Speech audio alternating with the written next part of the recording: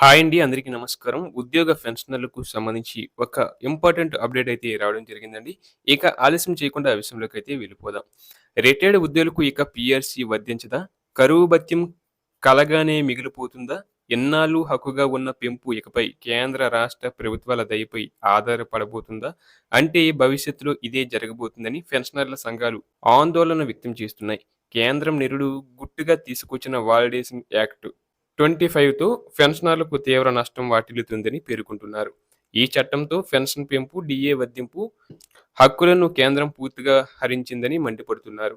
దేశంలోని 99 లక్షలకు పైగా ఉన్న పెన్షనర్లు రోడ్డున పడే ప్రమాదం ఉందని, ఈ చట్టంపై రాష్ట్ర ప్రభుత్వం నోరు మెదపకపోగా అనుమానాలకు తావిస్తుందని అంటున్నారు. పెన్షనర్ల హక్కులను హరించే ఈ యాక్ట్‌ను కేంద్రం వెంటనే ఉపసంహరించుకోవాలని డిమాండ్ చేస్తున్నారు. తమకు రాష్ట్ర ప్రభుత్వం మద్దతివ్వాలని కోరుచున్నారు. పార్లమెంటు బడ్జెట్ సమావేశాల్లో భాగంగా కేంద్రం నిరుడు మార్చిలో central revision services pension validation act 2025ను ఆమోదించింది. ఈ చట్టం ప్రకారం ఆర్థికపరమైన అంశాలపై తుది నిర్ణయం తీసుకునే అధికారం కేంద్రానికే దక్కుతుంది. ఈ క్రమంలోనే కేంద్రం పే కమిషన్‌ను నియమించింది. ఈ పే కమిషన్ టర్మ్ ఆఫ్ రిఫరెన్స్‌లో నిబంధనల్లో ఉద్యోగుల వేతన సవరణకు మాత్రమే సిఫార్సులు చేయాలని సూచించింది. రిటైర్డ్ ఉద్యోగుల పెన్షన్ సవరణ అంశాన్ని పొందుపరచలేదు.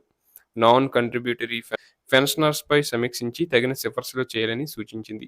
అంటే పెన్షన్‌ను కేంద్రం సమయానుకూలంగా సవరించవచ్చన్నమాట.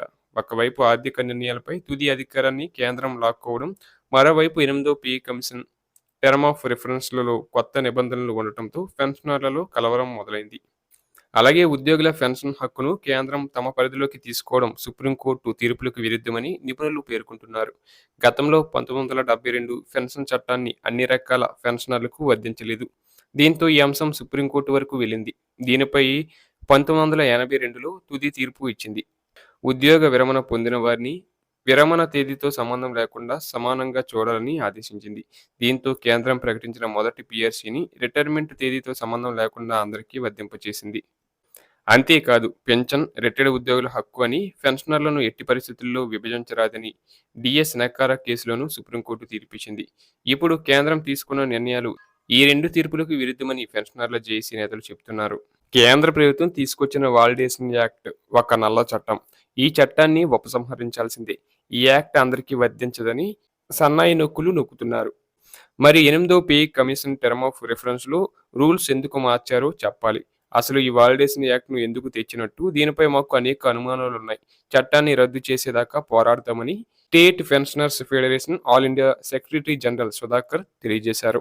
అలాగే పెన్షన్ వాలిడేషన్ యాక్ట్‌తో రిటైర్డ్ ఉద్యోగుల భవిష్యత్తుకు ముప్పు పొంచి ఉందని, పెన్షనర్స్ నియమావళి 1997లో మార్పులు తీసుకురావడంతో ఆర్థిక ప్రయోజనాలకు గండిపడుతుందని, ఇది దేశవ్యాప్తంగా కోటి మంది పెన్షనర్ల పాలిట శాపం లాంటిదని, పెన్షనర్లకు నష్టం కలిగించే ఈ చట్టాన్ని రద్దు చేయాల్సిందేనని సుప్రీంకోర్టులో వేసిన కేసులో మేము కూడా ఇంప్లీడ్ అయ్యాం. న్యాయపరంగా పోరాడతామని రాష్ట్ర ప్రభుత్వం ఈ చట్టాన్ని వ్యతిరేకించాలని pensioners JAC chairman K. Lakshmaiah demand చేశారు.